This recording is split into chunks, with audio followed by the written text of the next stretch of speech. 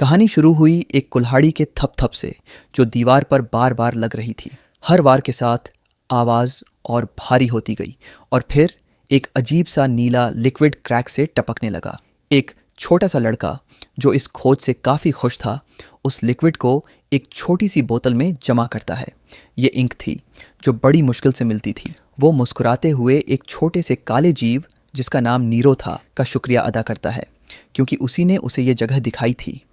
जब वो उस अंधेरी सुरंग से बाहर निकलता है जहां वो ढूंढ रहा था, वो सोचता है कि क्या ये इंक लाने से पायनियरिंग कॉर्प उसे आखिरकार स्वीकार कर लेगा। बाहर की रोशनी में आते ही वो आगे शहर को देखता है जिसका सेंटर चमकदार बदलते रंगों से जगमगा रहा था। शहर के भीड़भाड़ वाले हिस्से में लोग जमा थे एक ग्रुप को देखने के लिए जिसे कलरिस्ट्स कहते थे। उनके जिस्म चमकते हुए रंगों से भरे थे और हर कोई उनकी तारीफ कर रहा था। लोग चुपके चुपके बात कर रहे थे कि आज कलरिस्ट्स ने एक और बड़ा जीव हरा दिया। इन लोगों के लिए ये कलरिस्ट हीरो थे, चमकते शहर के रक्षक।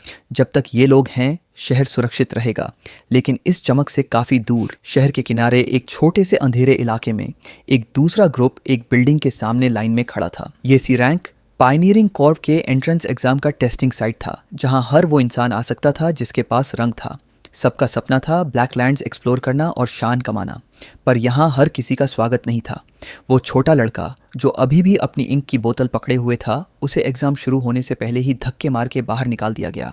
गार्ड्स ने उस पर चिल्लाकर बोला कि यहाँ से निकल जाओ और एक बार फिर याद दिलाया कि ये जगह उसके जैसे लोगों के लिए नहीं है। गुस्से में उसने वापस चिल्ला के पूछा, क्यों?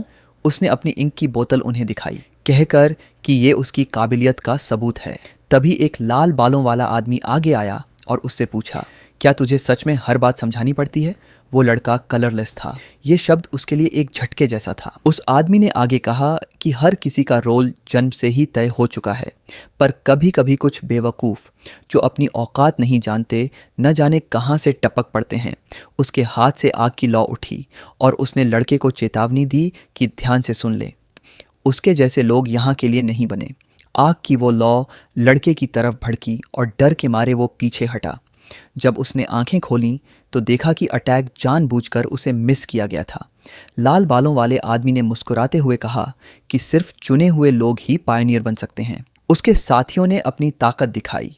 हर एक के पास एक से बढ़कर एक चमत्कारी ताकत थी। लाल बालों वाले आदमी ने समझाया कि शहर के बाहर ब्लैकलैंड्स है, एक ऐसा इलाका जहां घना अंधेरा छाया है और वहां डरावने जीव चुपके घूमते हैं। सिर्फ वही लोग वहां टिक सकते हैं जो ताकत और रंग रखते हैं। पायोनियर्स अपनी जान खतरे में डालकर अनजाने में घूमते हैं, रिसोर्सेज और खजाने ढूंढते हैं ताकि इंसानियत का भविष्य सुरक्षित हो। वही इस युग के असली हीरो हैं।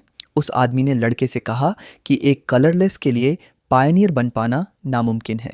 उसने हुक्म दिया कि वो वापस अपने कलरलेस काम पर जाए, उनके दरवाजे पर आना बंद करे और यहाँ से भाग जाए। जैसे ही दरवाज़ा जोर से बंद हुआ, उसने चेतावनी दी कि अगर लड़का फिर से उसे परेशान करेगा तो अगली बार वो निशाना नहीं चूकेगा।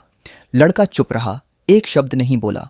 उसने अपनी जेब से उस छोटे काले जीव नीरो को निकाला जो उसका हौसला बढ़ाने की कोशिश कर रहा था, पर लड़के ने धीरे से कहा कि कोई बात नहीं, अभी भी बहुत सी जगह थीं जहां वो कोशिश कर सकते थे। उसे ठुकराए जाने की आदत सी हो चुकी थी। थोड़ी सी मुस्कान के साथ उसने वादा किया कि एक दिन वो सबसे बड़ा कलरिस्ट बनेगा। उसने नीरो को वापस जेब में डाला, हालांकि नेरो थोड़ा विरोध कर रहा था। लड़के ने धीरे से कहा कि वो छुपा रहे, कोई देख न ले। मुड़ते हुए उसने कहा कि अब कहीं और ढूंढना होगा, कोई ऐसी जगह जो शायद उन्हें एक्सेप्ट कर ले।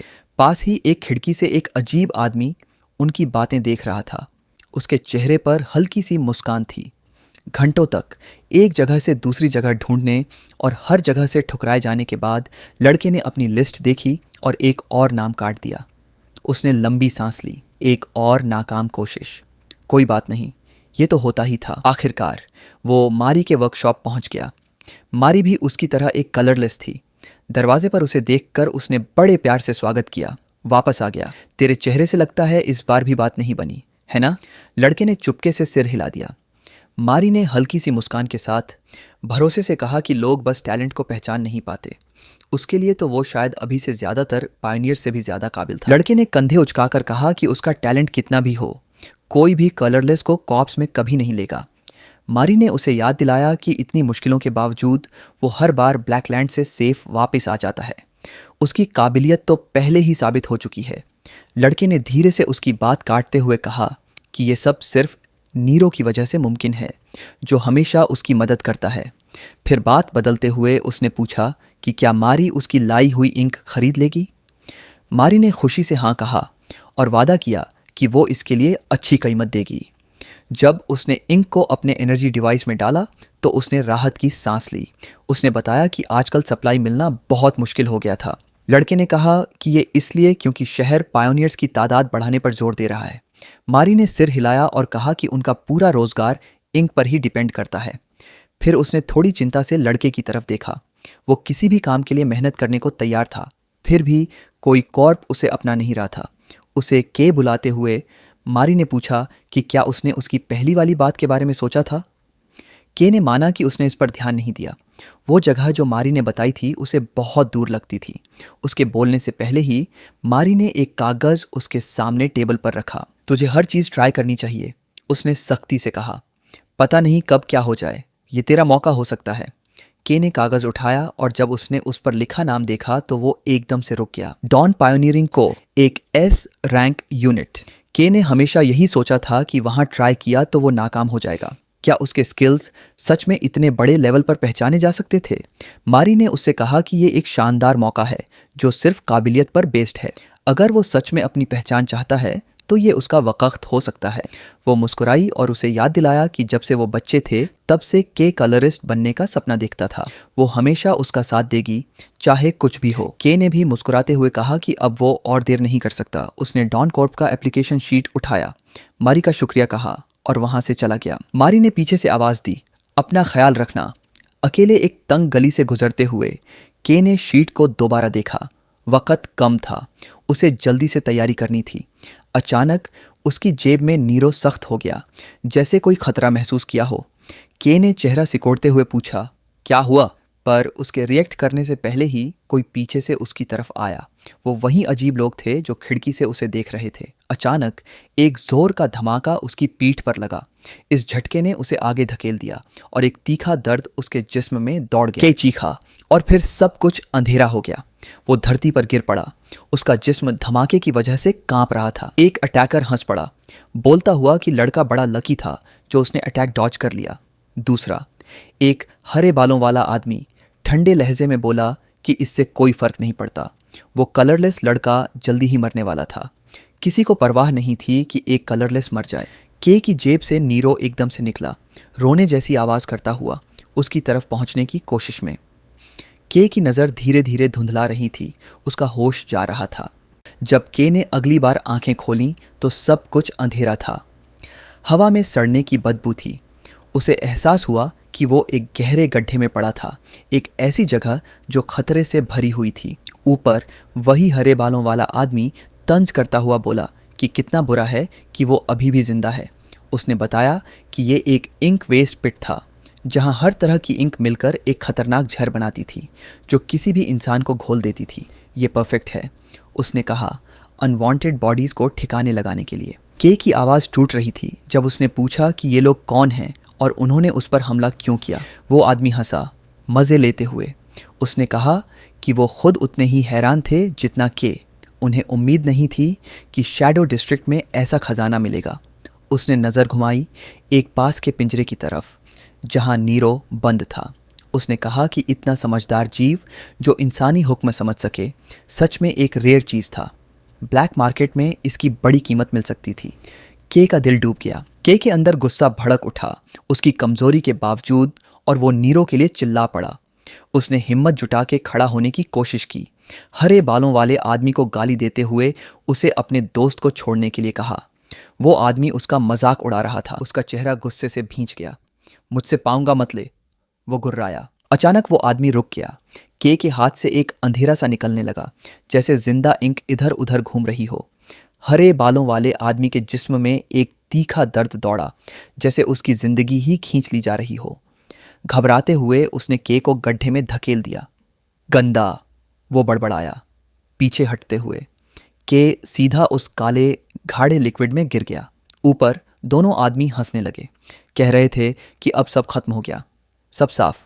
अब वो बोल रहे थे कि वो अमीर हो गए हैं। ऊपर पिंजरे से नीरो की रोती हुई आवाज गूंज रही थी, हल्की पर बेचैन। के का जिस्म बिल्कुल हरकत नहीं कर रहा था। नीरो की चीखें अब भी उसके कानों में गूंज रही थीं और ज्यादा तेज, अंधेरे में डूबती हुई। क्या ये सच में अंत था? के ने सोचा। इतनी मेहनत के बाद क्या ये सब ऐसे ही खत्म हो जाएगा? नहीं, उसने जो वादा किया था वो अब भी था। अचानक एक ठंडी, दूर की आवाज उसके दिमाग में गूंजी। तू वहां क्यों खड़ा है? कुछ क्यों नहीं कर रहा? के जवाब नहीं दे पाया, बस हल्का सा हाँफ रहा था। आवाज और तेज हुई। क्या तू यूं ही सब खत्म होने देगा? नर्रों को बचा, सब कुछ ले ले। हिचकिचा मत, अपना असली रंग स्वीकार कर। अब वापस ले ले अपना असली रंग। एक काली ऊर्जा उसके चारों तरफ उभरने लगी, ऊपर की तरफ तेजी से घूमती हुई। उसने महसूस किया जैसे ये उसकी रग रग में दौड़ रही हो, उसके हर हिस्से से मिल रही हो। मैं कौन हूं? उसने सोचा। पर तब नीरो की चीख ने चुप्पी को छेड़ दिया और तेज उसे पुकारती हुई। सिर उठा के उसने फिर से उन्हें देखा। वो दोनों आदमी और नीरो, जो अब भी पिंजरे में बंद था, रोता हुआ। उसका दिल एक नए जोश से भड़क उठा। उसे नीरो को बचाना था। उसने अपना हाथ जोर से ऊपर किया। गड्ढा एकदम से फट पड़ा। हर एक बूंद इंक का बाहर की तरफ धमाके से निकला, पूरे इलाके को भर दिया। वो दोनों आदमी डर के चीख पड़े जब काला लिक्विड एक पल में गायब हो गया। गड्ढे से कुछ बड़ा, भयानक सा उभरने लगा। एक आकृति जो बिल्कुल घने अंधेरे में लिपटी हुई थी। हरे बालों वाला आदमी पीछे हट गया। उसका चेहरा सफ़ेद पड़ गया। नहीं, ये नहीं हो सकता, उसने धीरे से कहा। ऐसा हो ही नहीं सकता। एक गहरा काला हाथ गड्ढे से निकला और उसकी तरफ बढ़ा।